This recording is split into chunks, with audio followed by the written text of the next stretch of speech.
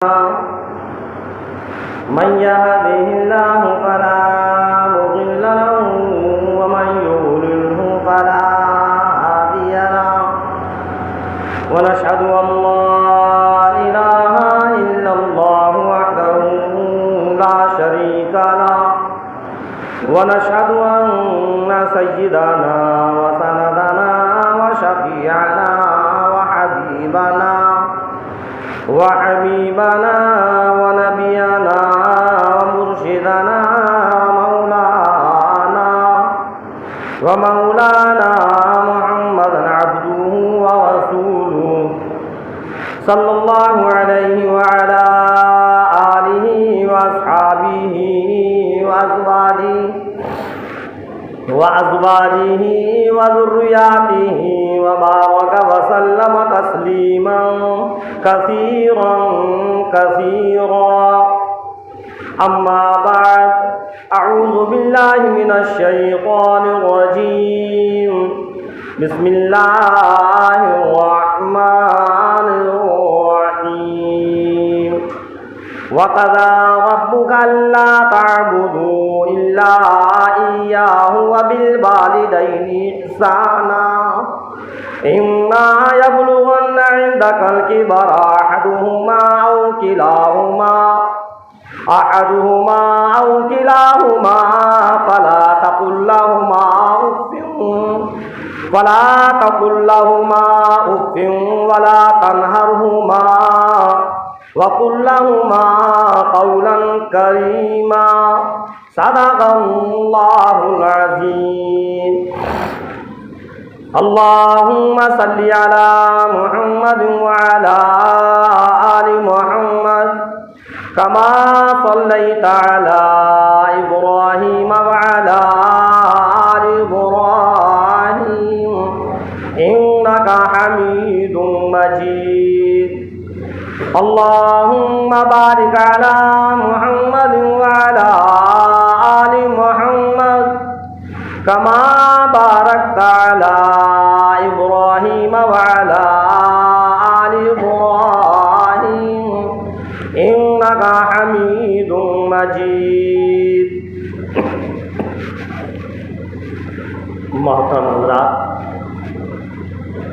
سامعین کرام، عزیز ساتھی، محرم الحرام کا مہینہ چل رہا ہے. بڑا احترام والا مہینہ. پچھلے 2 ہفتوں سے اسی مہینے کے متعلق، شہدائے کربلا کے متعلق بات چل رہی ہے.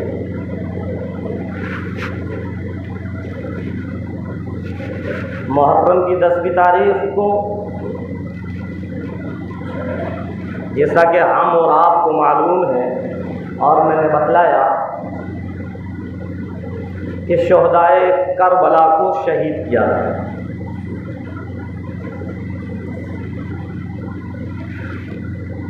اب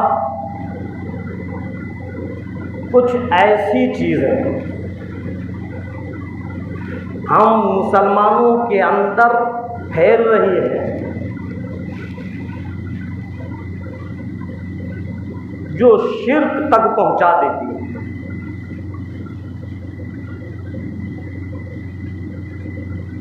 شہدائے کربلا کو شہید کیا گیا اور پھر حضرت حسین رضی اللہ تعالیٰ عنہ کی شہادت کے بعد ان کی گردن کو، شہدائے کربلا کی گردنوں کو اپنے اپنے نیزوں پر اٹھا کر ڈھول تاشے بجاتے ہوئے اور ایک جلوس نکالا. بتلایا تھا میں نے پچھلے جمعے. کیا ہے؟ اب کتنی غیرت کی بات ہے، کتنی شرم کی بات ہے. کیسا ہمارا اور آپ کا ایمان ہے کہ اپنے آپ کو کہتے تو حسینی ہیں لیکن کام وہ کرتے ہیں جو ان یزیدیوں نے کی۔ شہدائے کربلا کی گردنوں کو نیزے پر لٹکانے والا کون تھا؟ وہی لوگ تھے جنہوں نے شہید کیا۔ آج مسلمان کا ایک بہت لمبا چوڑا طبقہ اسی نیزوں کی گردنوں کی نقل کرتا ہے جس کو علم بولتے ہیں۔ یہ حضرت حسین رضی اللہ عنہ کی شہادت کی رسوائی ہے۔ بتلایا تھا میں نے پچھلے جمعے کو، ہم ان کی شہادت کو رسوا کر رہے ہیں۔ انہوں نے تو صرف اس دن جب شہید کیا، جب ان گردنوں کو نیزوں پر لٹکا کر جلوس کی شکل میں نکالا، اور ہم آج ہر سال اس کی نقل کرتے ہیں، ان کی رسوائی کرتے ہیں، ان کی شہادت کو رسوا کرتے ہیں۔ اور جو شیعوں کا کام ہے غم کرنا، ماتم کرنا، وہ چیز آج ہمارے اندر ہے۔ ہم ماتم نہیں کرتے لیکن اس ماتم کو دیکھنے کے لیے جاتے ہیں۔ بتایا تھا میں نے، علم بنانا، علم دیکھنا، علم میں اپنی طرف سے کچھ مدد کرنا،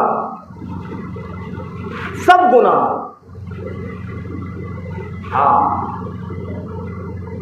اور ایک عقیدہ تو ایسا ہے جو شرک پہ پہنچا دیتا ہے۔ بتایا تھا میں نے کہ کچھ چیزیں ایسی ہیں جو مسلمان شرک میں آ جاتا ہے۔ جب علم نکلتے ہیں تو ہم اس پر نیبو لٹکاتے ہیں، لگاتے ہیں نیبو، اور ہمارا عقیدہ یہ ہوتا ہے کہ اب کہ ہم نے نیبو لٹکایا ہے، حضرت امام حسین ہماری مراد کو پورا کریں گے۔ یہی تو ہے نا، یہی تو ہماری سوچ ہے کہ حضرت امام حسین ہماری مراد کو پوری کر دیں گے۔ کوئی چاندی کا نیبو لٹکا رہا ہے تو کوئی سبزی کا نیبو لٹکا رہا ہے، اور اپنا عقیدہ یہ بنا رہا ہے کہ حضرت حسین رضی اللہ عنہ ہماری مراد کو پوری کریں گے۔ اور اللہ رب العزت قرآن کریم کے اندر فرماتا ہے کہ مرادوں کو پوری کرنے والا صرف ایک ہے، کوئی اور نہیں۔ وَقَضَىٰ رَبُّكَ أَلَّا تَعْبُدُوا إِلَّا إِيَّاهُ، ارشاد فرمایا پروردگار عالم نے تیرے رب کا حکم ہے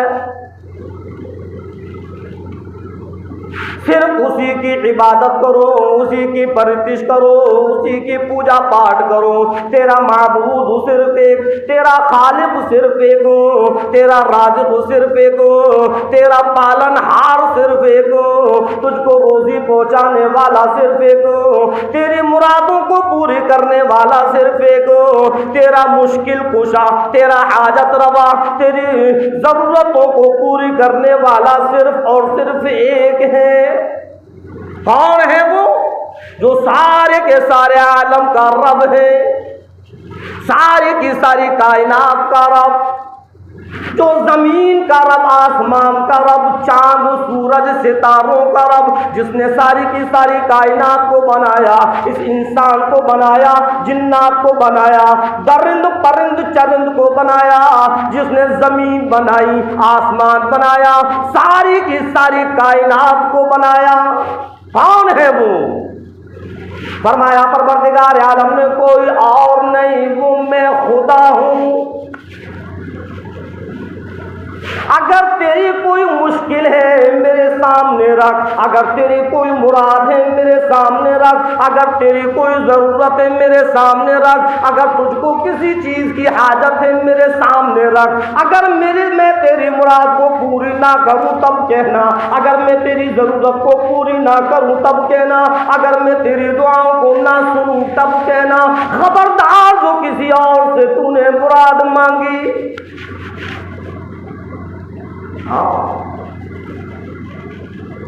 اگر تو نے اپنا عقیدہ یہ بنا لیا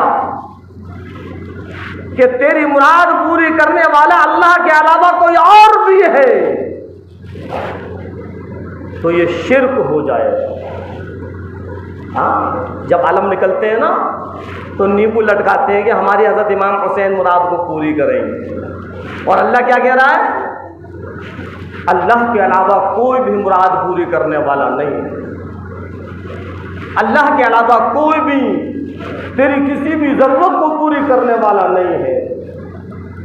صحابہ کرام کو جب کوئی ضرورت پیش آتی تھی اللہ سے کہا کرتے تھے، کسی اور سے نہیں۔ اللہ کے رسول امام الانبیاء محبوب کبریا سرور کائنات صلی اللہ علیہ وسلم نے فرمایا، اے عائشہ اگر کھانے میں نمک کی بھی ضرورت پیش آ جائے تو رب سے مانگو، کسی اور سے مانگنے کی اجازت نہیں۔ آج 15ویں صدی کا مسلمان جہاں چاہتا ہے ہاتھوں کو پھیلا دیتا ہے، جہاں چاہتا ہے اپنے ماتھے کو ٹیک دیتا ہے، جس کے سامنے چاہتا ہے اپنی آرزوؤں کو رکھ دیتا ہے، جس کو چاہتا ہے اپنا مشکل کشا بنا لیتا ہے، جس کو چاہتا ہے اپنا حاجت روا بنا لیتا ہے۔ خبردار خبردارو اے 15ویں صدی کے مسلمان، ہوش میں آ جا۔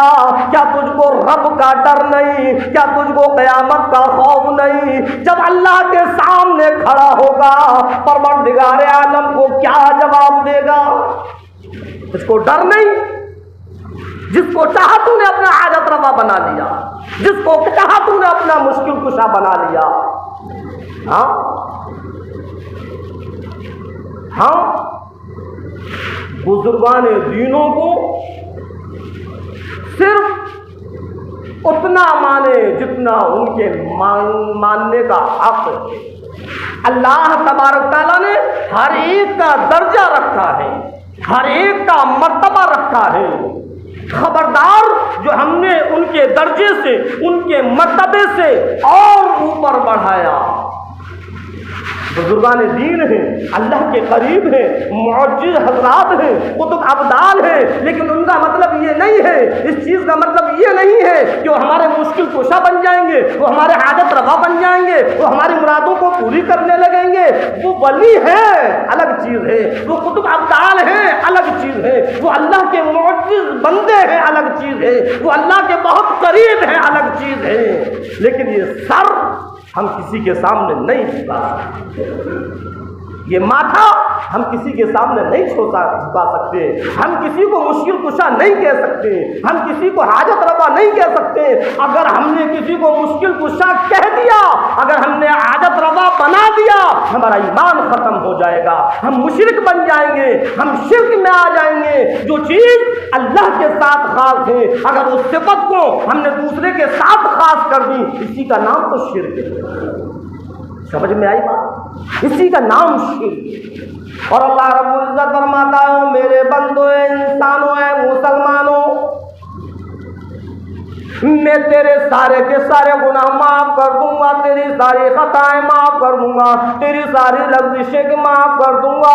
اگر تو نے نماز نہ پڑھی، چل میں تیری نماز کو بھی معاف کر سکتا ہوں۔ اگر تو نے کوئی گناہ کیا، میں تیرے گناہ کو بھی نظر انداز کر سکتا ہوں۔ اگر تو نے چوری کی، میں چوری کو بھی معاف کر سکتا ہوں۔ اگر تو کسی وجہ سے زناکاری کے اندر مبتلا ہو گیا، رونا دھونا تو نے شروع کیا، اپنے گناہوں سے تو نے معافی طلبی کی، چل میں نے تیرے زنا کو بھی معاف کر دیا، تیرے بڑے سے بڑے گناہ کو معاف کر دیا۔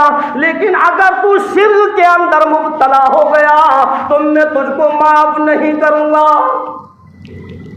اللہ فرما رہا ہے، ان الشرک لظلم عظیم، شرک تو بہت بڑا گناہ ہے، شرک بہت بڑا گناہ ہے۔ میں تیرے سارے گناہوں کو معاف کر دوں گا لیکن شرک کو معاف نہیں کروں گا۔ خبردار جو تو نے شرک کیا۔ آج مسلمان سمجھ ہی نہیں رہا، اور علماء کرام سمجھا رہے ہیں، علماء کرام بتلا رہے ہیں، ہم سمجھنے کو تیار نہیں۔ کیا ہم صرف یہ سمجھتے ہیں کہ مندروں میں گھنٹا بجانے کا نام شرک ہے؟ کیا ہم یہ سمجھتے ہیں کہ مورتیوں کے سامنے جھکنا شرک ہے کہ ہم یہ سمجھتے ہیں کہ بھجن گانا شرک ہے، پیپل کو پوجنا شرک ہے؟ شرک وہ بھی ہے جو مندروں میں گھنٹے بجاتے ہیں، شرک وہ بھی ہے جو کہ پیپل کو پوجتے ہیں، شرک وہ بھی ہے جو مورتیوں کی آرتی اتارتے ہیں، جو مورتیوں کے سامنے جھکتے ہیں، جو مورتیوں سے مانگتے ہیں۔ اور اے مسلمانوں، شرک وہ بھی ہے جو قبروں پر جا کر مانگتے ہیں، جو قبروں پر جھکتے ہیں، قبروں پر چڑھاوے چڑھاتے ہیں، یہ بھی شرک، وہ بھی شرک۔ اللہ کی ذات کے ساتھ ہم نے جس کو بھی شریک کر لیا، اللہ کی ذات میں، اللہ کی صفات میں جس کو بھی ہم نے شریک کر لیا، وہ شرک ہو گیا، وہ مشرک بن گیا۔ اور اللہ مشرک کو معاف نہیں کرتا۔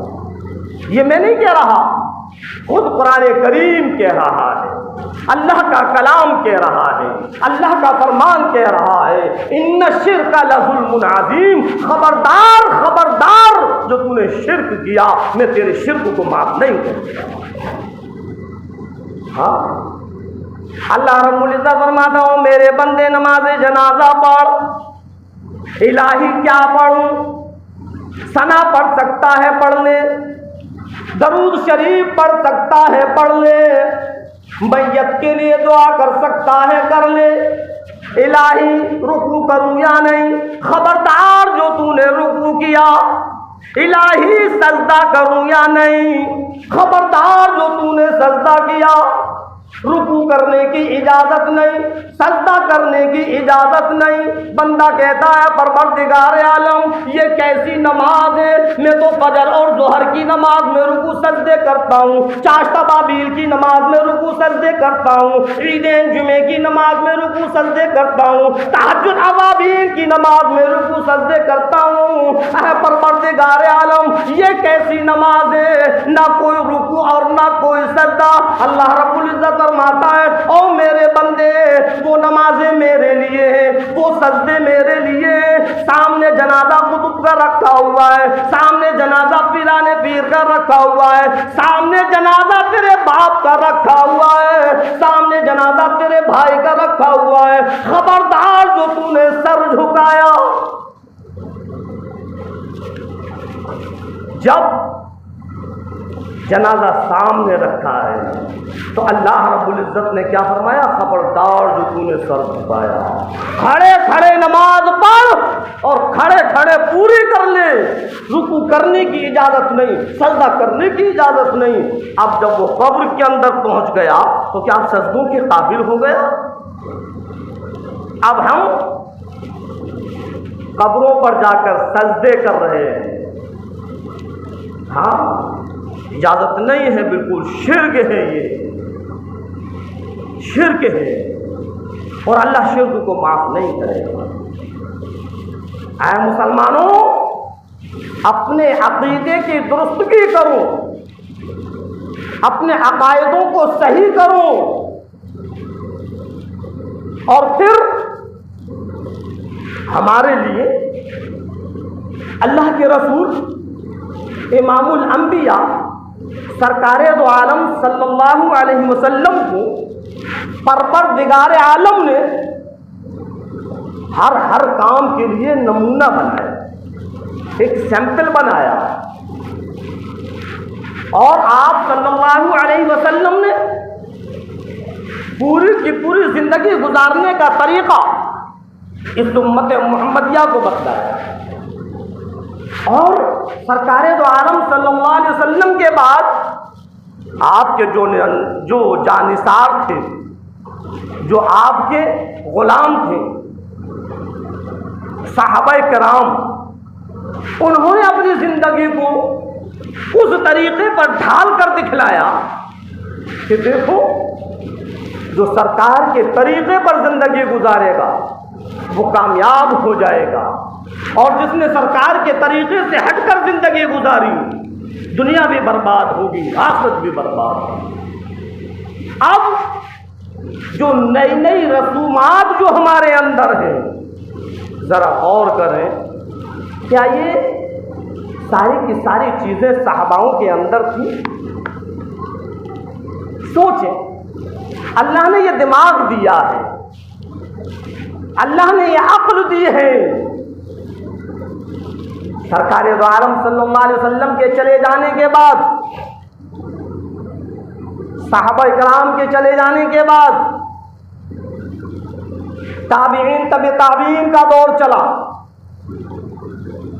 اللہ کے جو نیک متقی پرہیزگار قطب ابدال بندے تھے ان کا دور چلا۔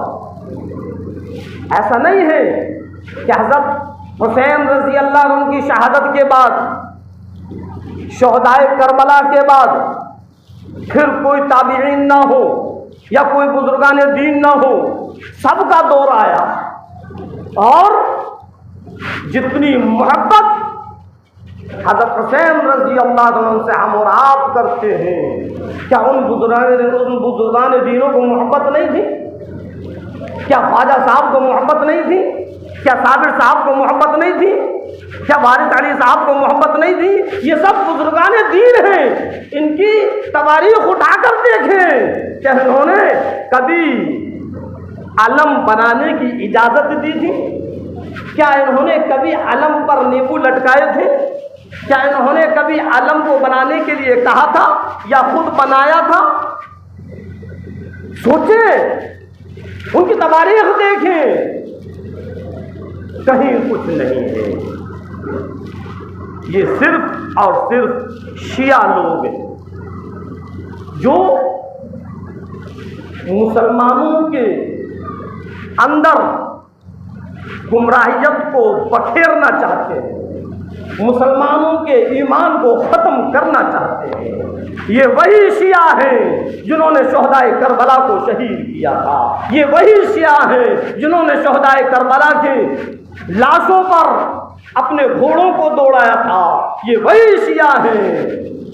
آج وہ یہ ڈھونگ کرتے ہیں کہ وہ ماتم کرتے ہیں، وہ یہ کہتے ہیں کہ حسین ہم نہیں تھے۔ یہ صرف اور صرف ان کا ڈھونگ ہے، ورنہ قتل کرنے والے تو یہی تھے۔ اور اب رو کر دکھلاتے ہیں، ماتم کر کر دکھلاتے ہیں۔ ماتم کچھ نہیں ہے، اس شہدائے کربلا کے دن کو وہ دوبارہ زندہ کرتے ہیں کہ دیکھو اس طریقے سے ہم نے ان کو شہید کیا تھا، اس طریقے سے ہم نے ان کا جلوس نکالا تھا۔ آؤ مسلمانوں دیکھو۔ اور مسلمان اتنا بے وقوف ہے کہ ان کے ماتم کو دیکھنے کے لیے چلا جاتا ہے، ان کی مجلسوں میں شریک ہونے کے لیے چلا جاتا ہے، ان کی بھیڑ بڑھانے کے لیے چلا جاتا ہے۔ مسلمان کے اندر کی عقل نہیں ہے۔ کل قیامت کے دن اے مسلمان، جب تو کل قیامت کے دن اللہ کے سامنے کھڑا ہوگا اور اللہ نے اگر پوچھ لیا کہ تم نے میرے حسین کی شہادت کو رسوا کیوں کیا، کیا جواب دیں؟ ہے کوئی جواب؟ ہوش میں آؤ اے مسلمانوں، ہوش میں آؤ اور ایسا کام مت کرو کہ کل قیامت کے دن ہم کو پچھتانا پڑے اور اللہ کے سامنے کوئی جواب نہ بن سکے۔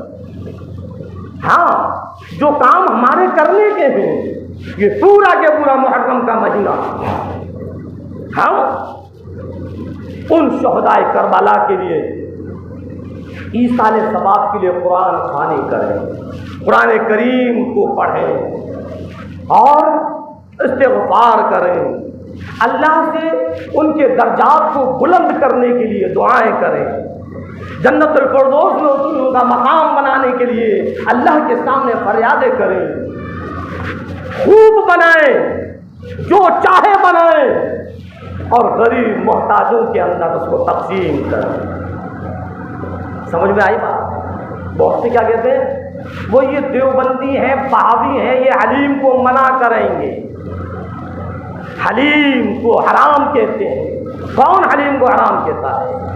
حلیم کھچڑا کوئی حرام نہیں ہے۔ ہاں، کچھ ہمارے کام ایسے ہیں، ہماری نیتیں ایسی ہیں جو کہ اس کو حرام کر دیتی ہے۔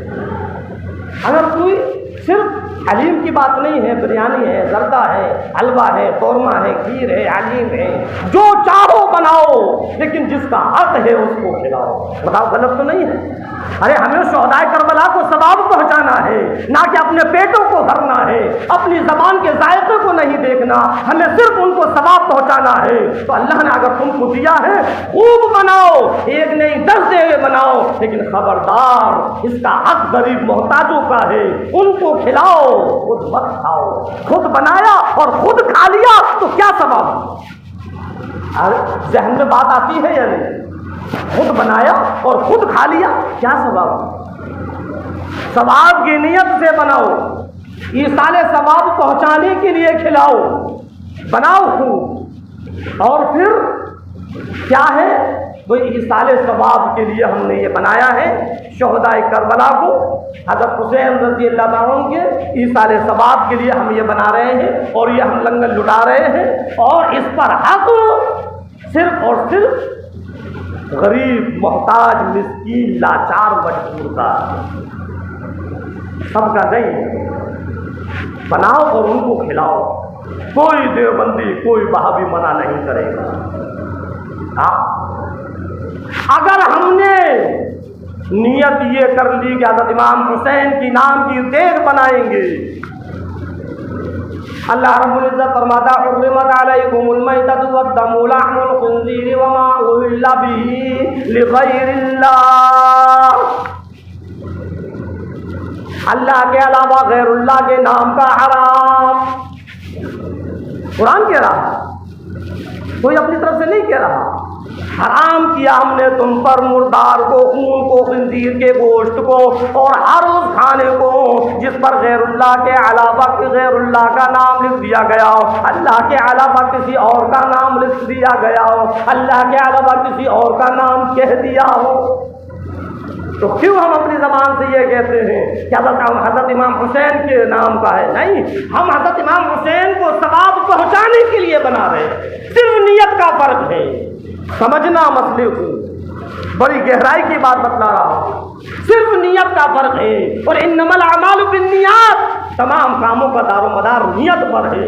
ہم نے نیت کر لی، اے پروردگار ہم جو یہ دیگ بنا رہے ہیں، ہم جو یہ بریانی بنا رہے ہیں، جو ہم یہ کھیر بنا رہے ہیں، یہ شہدائے کربلا کے ثواب کے لیے بنا رہے ہیں، ان کے ایصال ثواب کو بنا رہے ہیں۔ بناؤ، خوب بناؤ، اور پھر جس کا حق ہے ان کو۔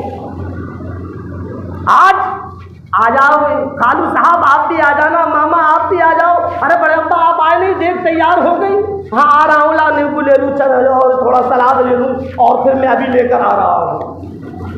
یہ تمہارے لیے بنایا ہے؟ یہ کیا تمہارے بیٹے کا ولیمہ ہو رہا ہے؟ کیا تمہارے گھر کا کوئی پروگرام ہو رہا ہے؟ ارے یہ تو شہدائے کربلا کا ہے، ان فقیروں کو بلاؤ، غریبوں کو بلاؤ، ان مسکینوں لاچار محتاجوں کو بلاؤ جن کا حق ہے، اور ان کو کھلاؤ۔ کون ایسا دیوبندی ہے جو منع کرے گا؟ کون ایسا وہابی ہے منع کرے گا؟ لاؤ سامنے لے کر آؤ، کوئی منع نہیں کرے گا۔ جس کا حق ہے اس کو کھلاؤ۔ ہم اپنے زبان کے ذائقے کے لیے، اور اپنے پیٹ بھرنے کے لیے، اور اپنے ٹیسٹ کے لیے بناتے ہیں، اور سارے رشتے داروں کو اکٹھا کر لیتے ہیں، سارے کنبہ قبیلوں کو اکٹھا کر لیتے ہیں۔ آؤ محرم کی دیگ بنی ہوئی، آ نہیں رہے ابھی، آ جاؤ جلدی آ جاؤ، ارے جب ختم ہو جائے گا جب آؤ گے۔ ذرا سوچو تو صحیح، جن کو ہم بلا رہے ہیں ان کا حق ہے یا نہیں اس میں؟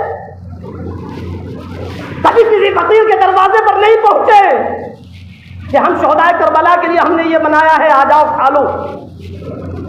کبھی ہم نے کسی کو فون کیا؟ رشتے داروں میں فون ہو رہا ہے، امیروں پر فون ہو رہا ہے، پیسے والوں پر فون ہو رہا ہے۔ جن کا حق نہیں ہے ان کو فون کر کر بلا رہے ہیں، اور جن کا حق ہے ان کے دروازے پر نہیں پہنچ۔ ارے بتلاؤ ایسا ہی ہوتا ہے یا نہیں؟ غلط تو نہیں ہے یہ بات؟ میرے محترم بزرگوں، عزیز ساتھیوں، اے 15ویں صدی کے مسلمانوں، ہوش میں آؤ اور ہر اس کام کو کرو، ہر اس کام کو کرو جو صحاباؤں نے کیا، جو بزرگان دین نے کیا، جو کتب ابدال نے کیا، جو علماء کرام بتلا رہے ہیں۔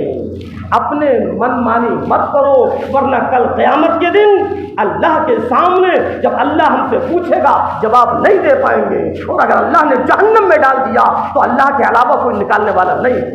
اللہ رب العزت ہم اور آپ کو کہنے اور سننے زیادہ عمل کرنے کی توفیق عطا فرمائے۔ وما علینا الا البلاغ۔